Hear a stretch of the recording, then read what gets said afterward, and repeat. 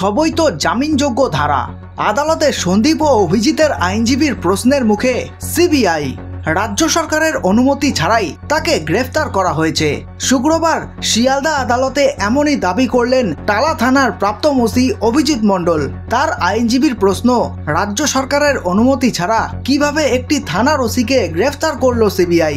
অন্যদিকে আরজিকরের প্রাপ্ত অধ্যক্ষ সন্দীপ ঘোষের আইনজীবীর দাবি, তার মোয়াক্কেলের বিরুদ্ধে যা অভিযোগ তোলা হয়েছে তা সবই জামিনযোগ্য। অভিজিতের আইনজীবীর দাবিও একই। 3 দিন জেল হেফাজত শেষে শুক্রবার সন্দীপ এবং অভিজিৎকে আদালতে হাজির করানো হয়। সিবিআই আবার তাদের 14 দিনের জেল হেফাজতের আবেদন করেছে। তাদের দাবি, আরজিকর কাণ্ডে প্রমাণ লোপাটের চেষ্টা হয়েছিল।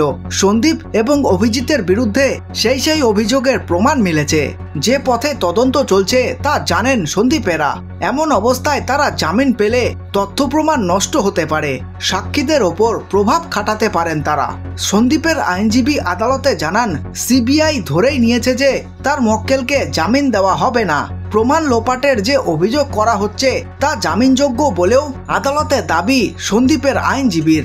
একই দাবি করলেন অভিজিতের আইনজীবী। তার কথায়, ওদের যেটা মনে হয় সেটা আমাদের বলতে হবে। অভিজিতের বিরুদ্ধে যে অভিযোগগুলি সিবিআই করছে সব জামিনযোগ্য। তারপরই অভিজিতের আইনজীবীর দাবি, আগাম রাজ্য সরকারের অনুমতি না নিয়ে কিভাবে ওসিকে গ্রেফতার করলেন। তার আবেদন, প্রতিটা অভিযোগ জামিনযোগ্য, যে কোনো শর্তে জামিন দিন। অভিজিৎ আদালতে বলেন, ওরা প্রমাণ নষ্টের অভিযোগ করছে। ওরা টালা থানা থেকে সিসিটিভি ফুটেজ সংগ্রহ করেছিল, তার ভিত্তিতে আমাকে গ্রেফতার করা হয়েছে।